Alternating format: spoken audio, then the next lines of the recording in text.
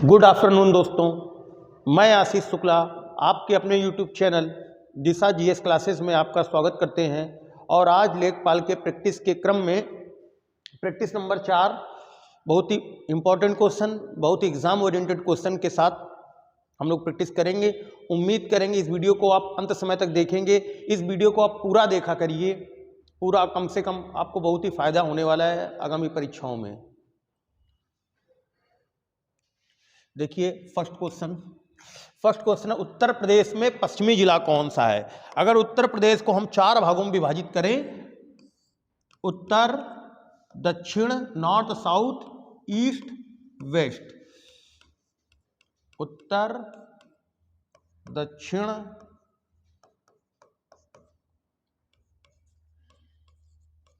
पूरब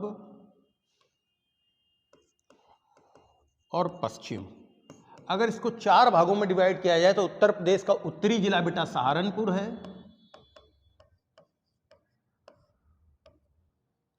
दक्षिण जिला सोनभद्र, पूर्वी जिला बलिया और पश्चिमी जिला शामली।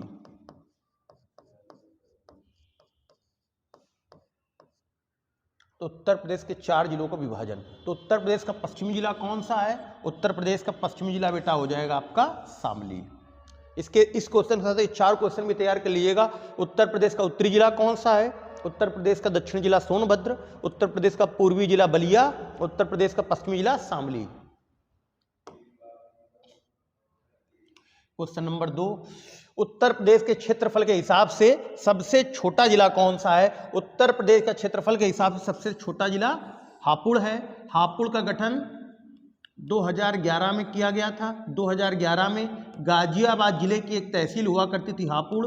गाजियाबाद तहसील से एक जिला का दर्जा दे दिया गया हापुड़। हापुड़ उत्तर प्रदेश का 75वां जिला है और सबसे छोटा क्षेत्रफल भी किस जिले का है? सर, न्यूनतम क्षेत्रफल वाला जिला भी हापुड़ है। नेक्स्ट क्वेश्चन नंबर 3, किस जिले को विभाजित करके हापुड़ बना? किस जिले को? अभी हमने आपको डिस्क्रिप्शन में बताया है, डिस्कशन में। तो किस जिले को? गाजियाबाद। गाजियाबाद की एक तहसील हुआ करती थी हापुड़, और हापुड़ किसकी तहसील हुआ करती थी? गाजियाबाद की। और 2011 में ये उत्तर प्रदेश का 75वां जिला बन गया। नेक्स्ट क्वेश्चन, उत्तर प्रदेश का सबसे बड़ा जिला कौन सा है? तो उत्तर प्रदेश का क्षेत्रफल के आधार पर सबसे बड़ा जिला बेटा 7800 वर्ग किलोमीटर क्षेत्रफल का सबसे बड़ा जिला बेटा आपका लखीमपुर खीरी है। लखीमपुर की सीमा नेपाल से लगती है। अभी कुछ घटनाओं के कारण लखीमपुर खीरी खूब चर्चा में रहा किसान आंदोलन को लेकर। बहुत ही इंपॉर्टेंट क्वेश्चन बन सकता है। सर्वाधिक क्षेत्रफल वाला जिला लखीमपुर खीरी, और लखीमपुर खीरी एक तराई जिला है। यहां पर सर्वाधिक गन्ने की और चावल की खेती की जाती है। अगला क्वेश्चन, भारत में श्वेत क्रांति के जनक कौन थे? भारत में श्वेत क्रांति का संबंध बेटा डेयरी उद्योग से है। डेयरी उद्योग से है, दूध उत्पादन से है, और श्वेत क्रांति से संबंध बेटा किसका है? सर वर्गीस कुरियन का, सॉरी एम कुरियन है, वर्गीस कुरियन का, वी कुरियन, वर्गीस कुरियन का संबंध है। वर्गीस कुरियन ने आणंद में अमूल नामक सहकारी संस्था का नींव रखी। सहकारी संस्था की नींव रखी।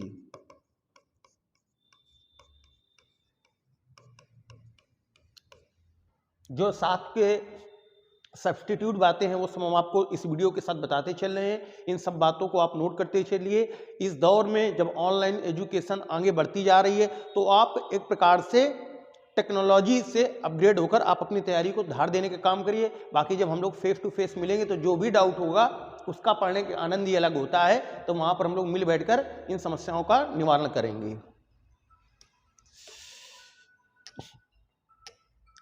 दो पंचायतों के मध्य, अगर 2 पंचायतों के मध्य कोई सी भी प्रकार का विवाद या डिस्प्यूट है, इसका निपटारा किसके द्वारा किया जाता है? तो 2 पंचायतों के मध्य विवाद की स्थिति में इसका निपटारा राज्य सरकार के द्वारा, उस संबंधित राज्य की राज्य सरकार, जो पंचायतें जिस राज्य में है, अगर 2 ग्राम पंचायतें मध्य प्रदेश राज्य की हैं तो उनके बीच में विवाद होने की स्थिति में उनका निपटारा कौन कराएगा? मध्य प्रदेश की सरकार कराएगी। अगर ये विवाद उत्तर प्रदेश राज्य में है तो इन दो पंचायतों के मध्य निपटारे का विवाद कौन हल कराएगा? राज्य सरकार। और ब्लॉक लेवल पर राज्य सरकार का प्रतिनिधि कौन होता है? खंड विकास अधिकारी, जिसको बीडीओ बोलते हैं, ब्लॉक डेवलपमेंट ऑफिसर, खंड पंचायत अधिकारी। तो राज्य सरकार के द्वारा राज्य सरकार का प्रतिनिधि कौन होता है? ब्लॉक डेवलपमेंट अधिकारी।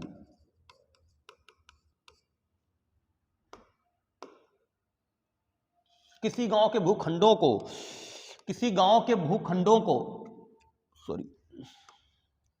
7 नंबर, किसी गांव के भूखंडों का विशिष्ट क्रमांक दर्शाने वाला मानचित्र क्या कहलाता है? गांव के सभी भूखंडों को क्रमिक आधार पर 22 खानों में, कितने खानों में? 22 खानों में खसरे में इसका उल्लेख किया जाता है।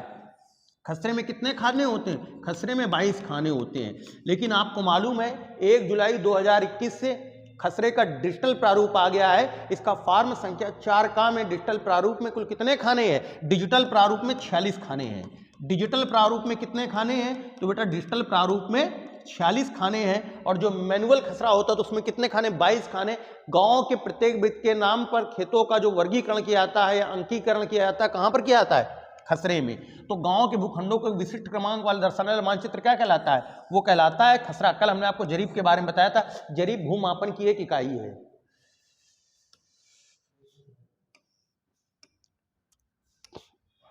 उत्तर प्रदेश में भू अभिलेख के रख रखाव का उत्तरदायित्व किसे सौंपा गया है? तो उत्तर प्रदेश में प्रत्येक जिले के जिला लेवल पर जिलाधिकारी के, राजस्व का अधिकारी जिला स्तर पर कौन होता है? राजस्व विभाग का सर्वोच्च अधिकारी जिला स्तर पर जिलाधिकारी होता है। तो भूमि के अभिलेख जो आपके लैंड डॉक्यूमेंट हैं उनके रख रखाव की जिम्मेदारी संबंधित जिले के जिलाधिकारी से होती है। तहसील लेवल पर तहसीलदार और ग्राम स्तर पर वो डॉक्यूमेंटेशन कौन रखता है? लेखपाल। यहाँ पर क्वेश्चन लेकिन क्या पूछ रहा है?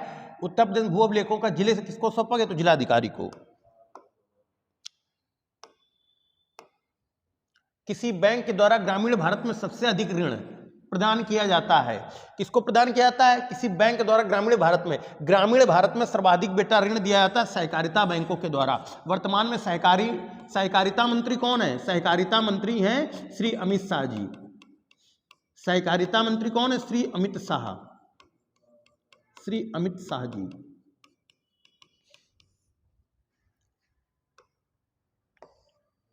क्वेश्चन नंबर 10, सहकारी बैंक की स्थापना कब की गई थी? बेटा सहकारी बैंक की स्थापना 1944 में की गई थी। फैक्चुअल क्वेश्चन है, इसमें कोई एक्सप्लेनेशन का कोई स्कोप नहीं है। किस फसल को हरा सोना कहा जाता है? बांस की फसल बहुत तेजी से ग्रोथ करती है, इसलिए बांस को क्या कहा जाता है? हरा सोना। सन 2015 तक बांस को पेड़ माना जाता था, लेकिन 2015 में वन उत्पाद को बढ़ावा देने के लिए भारत की सरकार ने पर्यावरण मंत्रालय के द्वारा बांस को घास का दर्जा दे दिया गया। और बांस क्या होता है? एक हरा सोना होता है और बांस को घास भी माना जाता है। बांस। भारत अपने खपत का कितना प्रतिशत भाग उत्पादित करता है? दलहन का, दालों का। अगर हम भारतीय अगर 100 कुंतल दाल कंज्यूम करते हैं तो 55% भाग का 55 कुंतल का हम क्या करते हैं? अपने खेतों में, भारत की भूमि में उत्पादन करते हैं, जबकि 45 कुंतल हम अपनी जरूरत का क्या करते हैं बेटा? इंपोर्ट करते हैं। इंपोर्ट मतलब हम किसी दूसरे देशों से मंगाते हैं, जैसे कि आपका म्यांमार हो गया, मोजाम्बिक हो गया। म्यांमार, मोजाम्बिक जैसों से हम दालों का क्या करते हैं बेटा? आयात करते हैं। तो भारत अपनी दलहन खपत का लगभग कितना प्रतिशत भाग उत्पादित करता है? तो बेटा कितने प्रतिशत करता है? 55% भाग उत्पादित करता है। भारतीय ग्रामीण समाज के आर्थिक ढांचे का वास्तविक विश्लेषण किसने प्रस्तुत किया था? वेरी इंपॉर्टेंट क्वेश्चन, थिंकर संबंधित क्वेश्चन। भारतीय ग्रामीण समाज का, ग्रामीण परिवेश का आर्थिक ढांचा, उसके इकोनॉमिक स्ट्रक्चर क्या है? तो इकोनॉमिक स्ट्रक्चर का जो वास्तविक विश्लेषण किया था वो एक विद्वान थे, उनका नाम था मेवो बोई ने किया था। पहली बार कृषि जनगणना किस वर्ष कराई गई? तो भारत में पहली बार कृषि जनगणना 1975 में कराई गई। कब कराई गई? 1900। कृषि जनगणना किस वर्ष कराई गई? 1900। भारत में पहली बार कृषि जनगणना कब कराई गई? 1975 में कराई गई। और ये कितने साल में होती है? प्रत्येक 5 साल में होती है। जैसे मनुष्य जनगणना कब होती है? इसको कर दीजिएगा 1900, करेक्शन कर लीजिए 1970-71, 1970 पहली बार कब कराई गई? 1970, क्योंकि 1970-71 में कराई गई थी। 1970-71 वित्तीय वर्ष, तो इसका बेस्ट आंसर हो जाएगा 1970 वित्तीय वर्ष में। और ये जो कृषि जनगणना होती है, कृषि जनगणना गांव स्तर पर कौन करता है? लेखपाल करता है। कृषि जनगणना प्रत्येक 5 वर्ष में होती है, प्रत्येक 5 वर्ष में होती है, नोट कर लीजिए।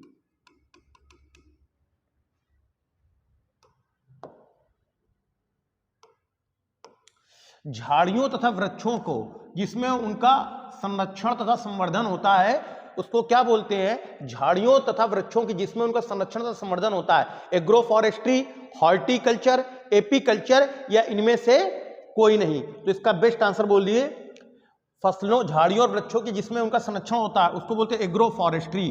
फल सब्जियों, कल की सीट में क्वेश्चन था, फल सब्जी उगाने के जो व्यवसायिक उपयोग होता है उसको क्या बोलते हैं? हॉर्टिकल्चर। और मधुमक्खी पालन क्या होता है? एपीकल्चर होता है। मधुमक्खी पालन एपीकल्चर, मधुमक्खी पालन एपीकल्चर होता है। हॉर्टिकल्चर सब्जी फल फूल का उत्पादन, सब्जी फल फूल का उत्पादन। बहुत ही अच्छे क्वेश्चन हैं, आप इनको करिए। एग्रो फॉरेस्ट्री क्या होता है? वृक्षों और झाड़ियों का संरक्षण, वृक्षों एवं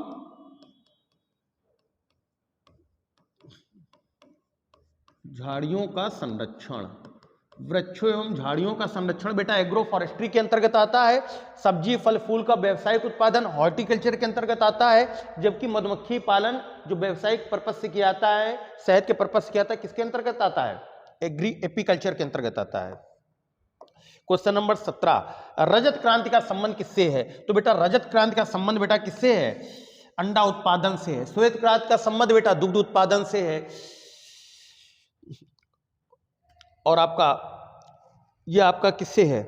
बागवानी हॉर्टिकल्चर के अंतर्गत आता है। जबकि पोल्ट्री फार्म के अंतर्गत मुर्गी पालन आता है। सुनहरी क्रांति की शुरुआत उसी से 16 से रिलेटेड क्वेश्चन है। 16 था रजत क्रांति किससे संबंधित? तो बेटा अंडा उत्पादन से। सुनहरी क्रांति की शुरुआत कब हुई थी? सुनहरी क्रांति का संबंध बेटा फल सब्जी उत्पादन से है। फल उत्पादन से कौन सी क्रांति संबंधित है? फल उत्पादन का संबंध किससे है बेटा? सुनहरी क्रांति। यहां क्वेश्चन पूछ रहा है इसकी शुरुआत कब हुई थी? तो इसकी शुरुआत हुई थी 1990 में। भारत में बागवानी की शुरुआत कब हुई थी? 1990 में। फल उत्पादन, फल उत्पादन किसके अंतर्गत आते हैं? फलों के बेटा बाग होते हैं, तो बागवानी बोलते हैं। बागवानी, सुनहरी क्रांति का संबंध या तो ऑप्शन में होगा फल उत्पादन या तो होगा बागवानी उत्पादन। इसकी शुरुआत कब हुई थी? 1990 में। तीनों बातें ध्यान रखिएगा, फिर से रिपीट करिए। सुनहरी क्रांति का संबंध किससे? फल उत्पादन से। अगर फल उत्पादन ऑप्शन नहीं होगा तो बेटा क्या होगा?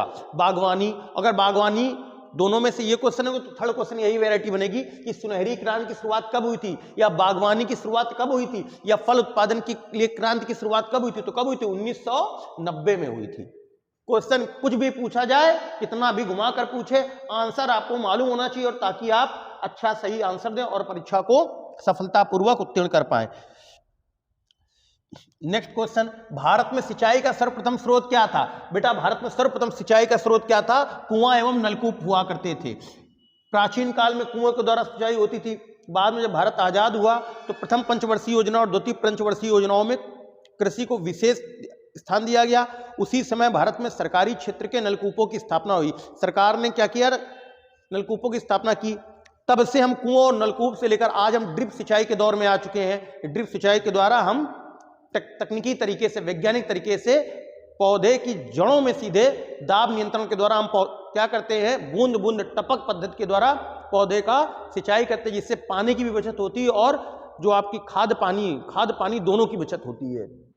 भारत में सिंचाई का सर्वप्रथम स्रोत क्या था? कुआं तथा नलकूप थे। उत्तर प्रदेश का क्षेत्रफल कितना किलोमीटर है? उत्तर प्रदेश क्षेत्रफल की दृष्टि से भारत का चौथा सबसे बड़ा राज्य। कौन सा बड़ा राज्य? चौथा। पहला स्थान बेटा किसका है? राजस्थान। दूसरा नंबर आता मध्य प्रदेश का, राजस्थान, मध्य प्रदेश। तीसरा नंबर महाराष्ट्र और चौथा नंबर है उत्तर प्रदेश। आप देख रहे हो क्वेश्चन तो 25 है, लेकिन हम 25 और एक्स्ट्रा बातें बता दे रहे हैं, जिससे इन क्वेश्चनों की संख्या लगभग 50 के आसपास पहुंच रही है। तो उत्तर प्रदेश का क्षेत्रफल फैक्चुअल क्वेश्चन है, इसका 2,43,000, 43,286 वर्ग किलोमीटर।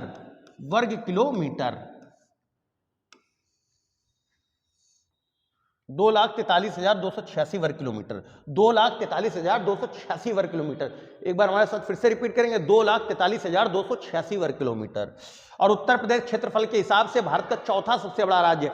सबसे बड़ा राज्य राजस्थान, दूसरा स्थान मध्य प्रदेश, तीसरा स्थान महाराष्ट्र और चौथा स्थान, जबकि जनसंख्या में उत्तर प्रदेश नंबर 1 है। उत्तर प्रदेश के राज्यपाल की नियुक्ति कौन करता है? राज्यपाल की नियुक्ति करता है राष्ट्रपति। कौन करता है? राष्ट्रपति करता है। किसकी सलाह पर? मंत्रिपरिषद की सलाह पर। उत्तर प्रदेश के राज्यपाल की नियुक्ति किस अनुच्छेद के तहत होती? तो अनुच्छेद बेटा है 155, अनुच्छेद 155। अनुच्छेद 153 कहता है भारत के प्रत्येक राज्य का एक राज्यपाल होगा, और 154 कहता है राज्यपाल मंत्रिपरिषद की सलाह पर काम करेगा, और 155 में उसकी नियुक्ति प्रावधान की बात की गई है। अनुच्छेद 155 स्पष्ट करता है कि केंद्रीय मंत्रिपरिषद की सलाह पर राष्ट्रपति राज्यपाल की नियुक्ति करेंगे। तो किस अनुच्छेद में? अनुच्छेद 155। उत्तर प्रदेश में प्रथम दुग्ध सहकारी समिति की स्थापना हुई। पहली दुग्ध सहकारी समिति की स्थापना 1907 में 1907 में प्रयागराज में एक मोहल्ला है बेटा कटरा मोहल्ले में हुई थी। यहां इलाहाबाद यूनिवर्सिटी उसी कटरे मोहल्ले में किसकी स्थापना हुई थी? 1907 में प्रयागराज में कटरा मोहल्ला है, वहां पर प्रथम दुग्ध सहकारी समिति की स्थापना हुई थी। कब हुई थी? 1907 में हुई थी। पहली सहकारी समिति की स्थापना कहां हुई थी? प्रयागराज में हुई थी। प्रयागराज में कहां पर? कटरा में। कब? 1907 में। इसका आंसर हो जाएगा प्रयागराज। बहुत ही बेहतरीन क्वेश्चन, बहुत ही इंपॉर्टेंट क्वेश्चन। लेकिन सबसे बड़ी दुग्ध सहकारी समिति कौन सी है? भारत की सबसे बड़ी दुग्ध सहकारी समिति है अमूल, आणंद गुजरात में। किस नक्षत्रशाला का नाम आर्यभट्ट नक्षत्रशाला रखा गया? तो वो नक्षत्रशाला कौन सी थी? भीमराव अंबेडकर नक्षत्रशाला। ये कहां पर स्थित है? रामपुर। पूर्व मंत्री श्री अखिलेश यादव जी ने इसका नाम किसके नाम पर रख दिया? आर्यभट्ट ने शून्य की खोज की थी, उन्हीं के नाम पर, उन्हीं के सम्मान में। अगला क्वेश्चन इसी से रिलेटेड है। उत्तर प्रदेश के किस जिले में आर्यभट्ट नक्षत्रशाला स्थित है? तो कहां पर स्थित है? रामपुर में स्थित है। ग्रामीण बैंक की सबसे बड़ी सहायता बैंक कौन सी है? ग्रामीण भारत को सर्वाधिक मदद करने वाली जो बैंक है उसका नाम है NABARD. National agriculture bank, national agriculture bank of rural मतलब होता है ग्रामीण, रूरल डेवलपमेंट। इसकी स्थापना कब हुई थी? इसकी स्थापना हुई थी बेटा 1982 में। इसका मुख्यालय कहां पर है? इसका मुख्यालय बेटा मुंबई में। मुंबई अंग्रेजों के शासनकाल में बेटा क्या होती थी? बॉम्बे प्रेसिडेंसी होती थी। बॉम्बे प्रेसिडेंसी के बाद इसका नाम मुंबई कब पड़ा? इसका नाम पड़ा मुंबई 1997 में, जब महाराष्ट्र के मुख्यमंत्री थे श्री मनोहर जोशी, उनके नेतृत्व में मुंबई का नाम मुंबा देवी के नाम पर क्या पड़ गया? मुंबई पड़ गया। मुंबई सालसेट द्वीप पर स्थित सबसे बड़ा आबादी वाला भारत का द्वीप है, 7 द्वीप। मुंबई की प्रमुख नदी है मीठी गंगा, ये बात भी ध्यान रखिएगा। बहुत ही बेहतरीन क्वेश्चन आपको हमने कराए हैं। बेस्ट 25 क्वेश्चन है। अगर इस क्वेश्चन को आप अच्छे से देख लेंगे तो यकीन मानिए आपकी परीक्षाओं में आपको सफलता से कोई नहीं रोक सकता है। राष्ट्रीय कृषि और ग्रामीण विकास बैंक का मुख्यालय कहां पर है? तो अभी हमने बताया है बेटा कहां पर है? मुंबई। इसके साथ मैं आपसे कहना चाहूंगा, अगर इस चैनल को आपने अंत तक देखा है तो आप अपने घर के 5 मोबाइलों में इस चैनल को सब्सक्राइब कर दीजिए। इसकी सब्सक्राइबर संख्या जिस दिन 1000 आ जाएगी, यकीन मानना मैं कमिटेड हूं, आपको जैसे ऑफलाइन पढ़ाता उस तरीके से ऑनलाइन क्लास विद कंटेंट आपको पढ़ाऊंगा। केवल प्रैक्टिस ही नहीं चलेगी, लेखपाल प्रैक्टिस के 10 सेट कराएंगे। 10 सेट में कुल 250 क्वेश्चन हो जाएंगे, और आप देखेंगे कि इन्हीं 250 क्वेश्चन में से 20 से 25 क्वेश्चन के अंतर्गत कम से कम 20 और अधिकतम 25 क्वेश्चन आपको पूरे हमारे इसी प्रैक्टिस सेट से मिलेंगे, और आप फतेह कर आएंगे। जिस प्रकार से दिशा जीएस क्लासेस ने पुलिस में रिकॉर्ड सिलेक्शन देकर कीर्तिमान रचा है, आने वाले समय में कानपुर का सबसे ज्यादा सिलेक्शन देने वाला संस्थान अगर कोई होगा तो दिशा जीएस क्लासेस होगा। पढ़ने के लिए आप कहीं भी पढ़ सकते हैं, लेकिन अगर आपको चयन चाहिए और एक निश्चित समय अंतराल में चयन चाहिए तो Disha classes is the best option guys. Thank you class, welcome, जय हिंद, वंदे मातरम।